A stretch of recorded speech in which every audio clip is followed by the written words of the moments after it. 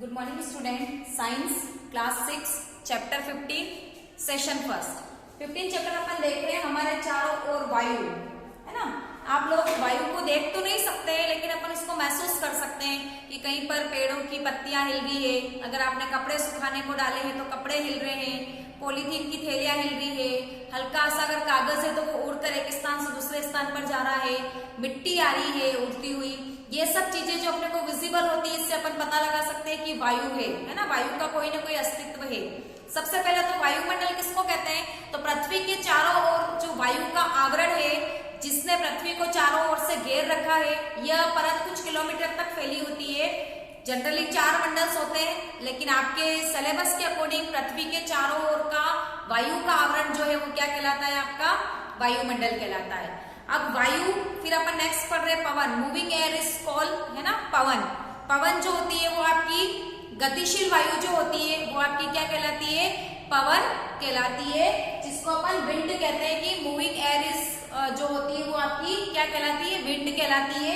यानी कि गतिशील वायु जो होती है वो आपकी क्या कहलाती है? पवन कहलाती है।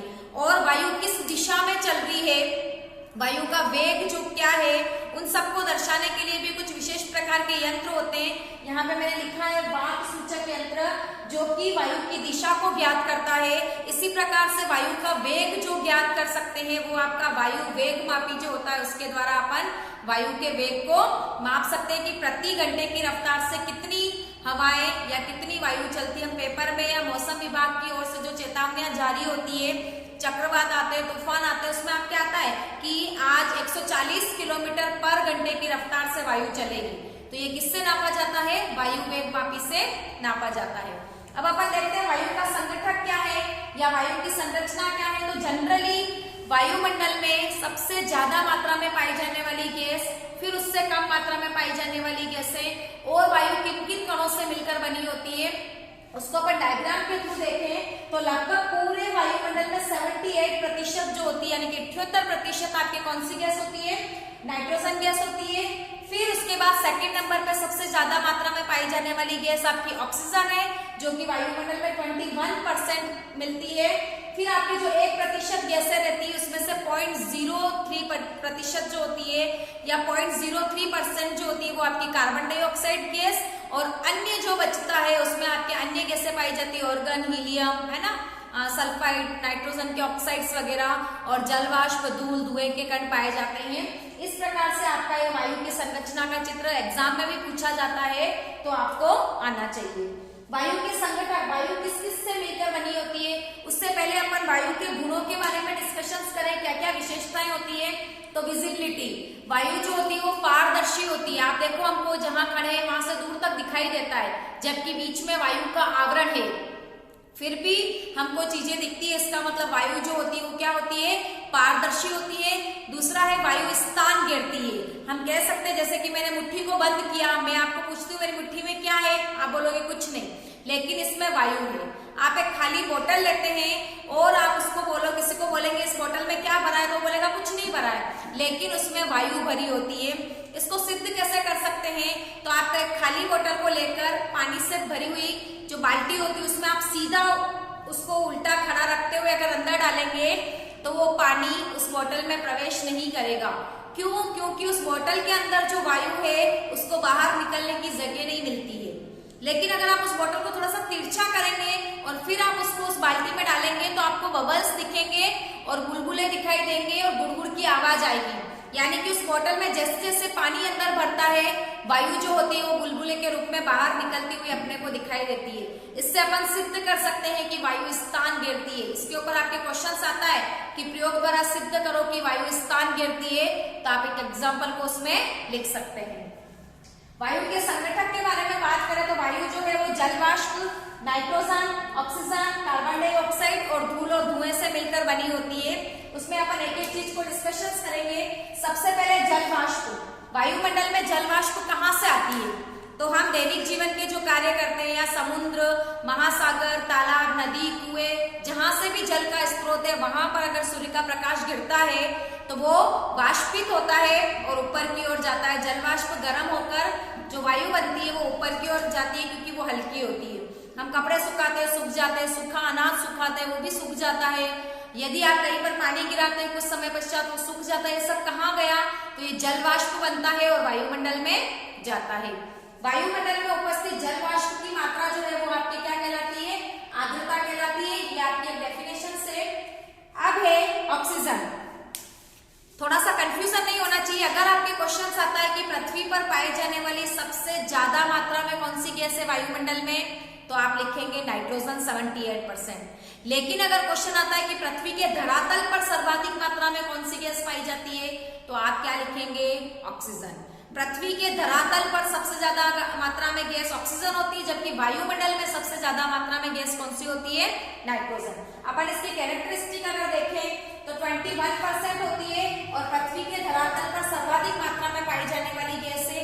इसको प्राणवायु भी कहते हैं क्योंकि सभी सजीव जो है वो श्वसन क्रिया के दौरान ऑक्सीजन ग्रहण करते हैं, चाहे वो ह्यूमन बींग्स हो, चाहे वो एनिमल्स हो, चाहे वो प्लांट हो या हरे पेड़ पौधे, एनिमल कोई सा भी पेड़ पौधे, जो भी सजीव है इस पृथ्वी पर, सभी श्वसन क्रिया में कौन सी गैस लेंगे? ऑक्सीजन लेते हैं। वायुमंडल से गैसों का समूह हम अपने श्वसन तंत्र के दौरान लेते हैं, जिसमें से ऑक्सीजन जो है वो आपके ब्लड के साथ में जुड़ जाती है और अन्य गैसें जो है वो वापस रिवर्स प्रोसेस से बाहर निकलती है। दूसरा, ऑक्सीजन जो है वो जलने में सहायक है। इसका भी आपसे प्रयोगात्मक क्वेश्चन पूछा जाता है कि सिद्ध करो कि ऑक्सीजन गैस जलने में सहायक है। तो आप छोटा सा एक एग्जांपल कर सकते हैं कि आप एक मोमबत्ती लें और मोमबत्ती से थोड़ा बड़ा ग्लास लें।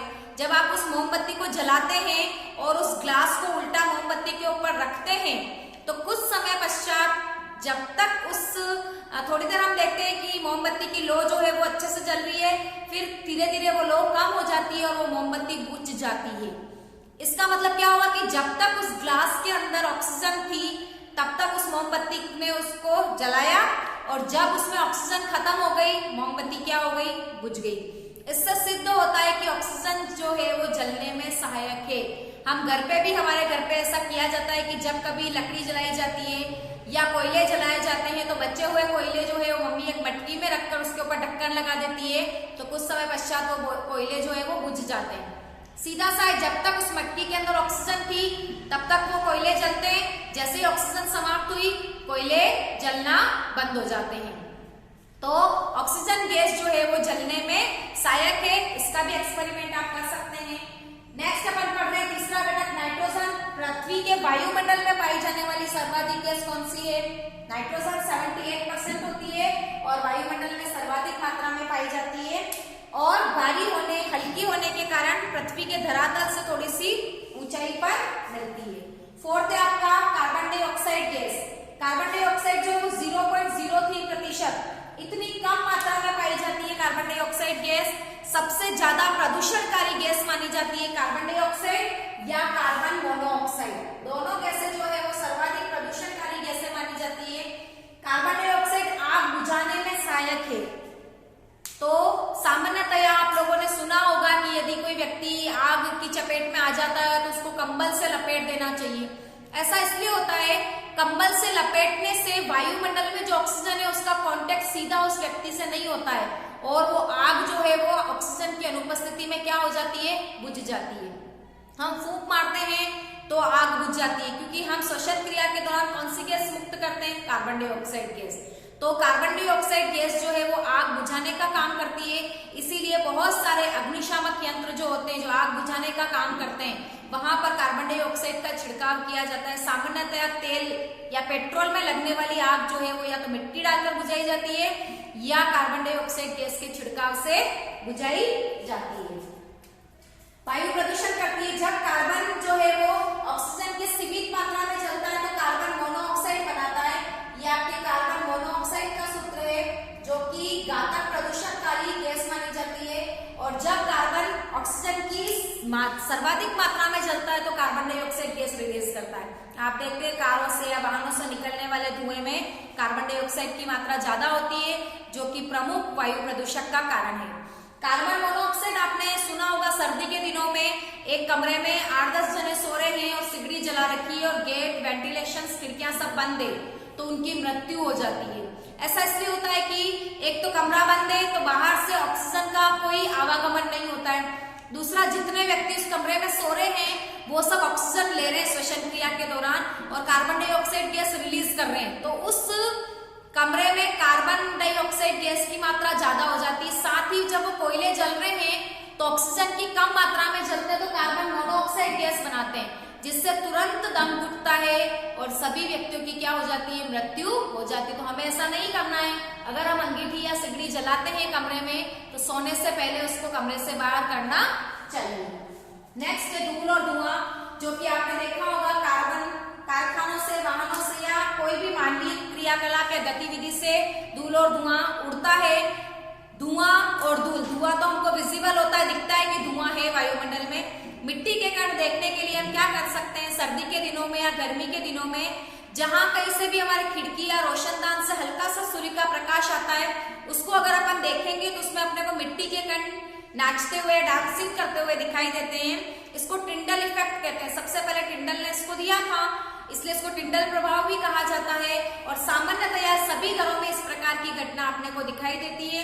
आप कंबल को अगर झटकते हैं सूर्य के प्रकाश की उपस्थिति में तो भी अपने को धूल के कण जो है वो दिखाई देते हैं। तो वायु किस किस से मिलकर बनी होती है, नाइट्रोजन, ऑक्सीजन, कार्बन डाइऑक्साइड, धूल, धुएं और जलवाष्प से मिलकर बनी होती है। अब है कि जो हम कह रहे हैं कि सभी सजीव जो है वो ऑक्सीजन गैस को लेते हैं श्वसन क्रिया में, तो जलीय जीव और मिट्टी में रहने वाले जीव किस प्रकार से ऑक्सीजन को लेते हैं, तो सामान्यतया ऑक्सीजन जो है वो जल में घुलनशील होती है और इस घुलनशील ऑक्सीजन का उपयोग ही मछली वगैरह या जितने भी जलीय जीव हैं वो इस का उपयोग करते हैं। इसको देखने के लिए भी हम एक्सपेरिमेंट कर सकते हैं। सामान्यतया हम देखते हैं कि हम एक तपेली में अगर पानी गर्म करते हैं तो कुछ समय पश्चात जब पानी उबलना शुरू होवे उससे पहले तपेली के नीचे किनारे पर या नीचे तले पर हमको पानी के छोटे छोटे बुलबुले दिखाई देते हैं।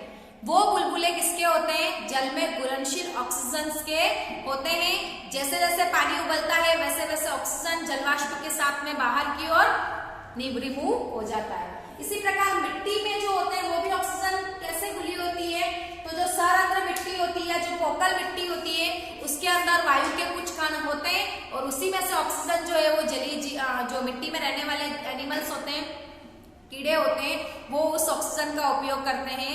इसके लिए भी हम देख सकते हैं कि यदि हम अगर अपन किसी कहीं पर सूखी मिट्टी लेते हैं और उसमें अपन पानी डालते हैं तो वो भी वहां पर भी अपने को बुलबुले उठते हुए दिखते हैं।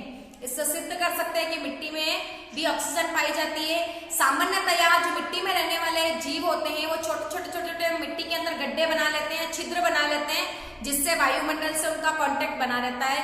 बारिश के दिनों में क्या होता है, उस खड्डों के अंदर पानी भर जाता है तो प्रॉपर उनको ऑक्सीजन नहीं मिल पाती। इस कारण से बारिश के दिनों में कीड़े मकोड़े बाहर ज्यादा दिखते हैं। आप देखो अर्थवर्म, जितने भी आपके केचुए वगैरह हैं वो बारिश के दिनों में आप लोग को ज्यादा दिखते हैं। वो इसी कारण ऐसा होता है कि बारिश के दिनों में उनको मिट्टी के अंदर प्रॉपर ऑक्सीजन नहीं मिलती है, इस कारण से वो बाहर की ओर निकलते हैं। अब है वायुमंडल में अपन कह रहे हैं कि ऑक्सीजन इतनी काम आती है, हम सब श्वसन क्रिया में इतनी ऑक्सीजन लेते हैं, तो ऑक्सीजन वायुमंडल में वापस कहाँ से आती है, तो एक चक्र चलता है जिसको अपन ऑक्सीजन चक्र या ऑक्सीजन साइकिल्स कहते हैं। वो अपन हायर क्लासेस में पढ़ेंगे।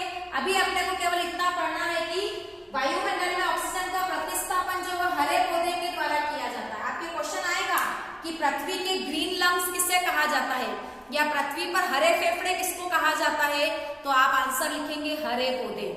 हमने 6 में स्टार्टिंग के चैप्टर्स में पढ़ा था प्रकाश संश्लेषण की क्रिया के ऊपर डिटेल अपने लेक्चर देखा था एक, कि हरे पौधे जो है वो सूर्य के प्रकाश की उपस्थिति में वायुमंडल से कार्बन डाइऑक्साइड गैस लेते हैं और जड़ों से जल को लेकर एक क्रिया करते हैं जिसको प्रकाश संश्लेषण की क्रिया कहते हैं, जिससे अपना भोजन बनाते हैं और उस भोजन निर्माण के साथ साथ में ऑक्सीजन को भी मुक्त करते हैं।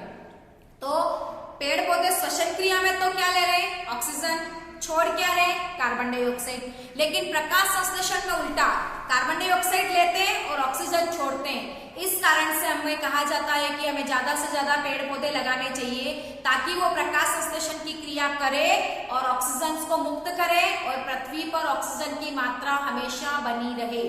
इस कारण से हमें भी हमारे जीवन में वृक्षारोपण को विशेष योगदान देना चाहिए और प्रतिदिन हम जितनी ऑक्सीजन लेते हैं उतना तो कम से कम हम पेड़ लगाएं ताकि आने वाले समय में हमें ऑक्सीजन सिलेंडर पीठ पर लेकर सरवाइव नहीं करना पड़े।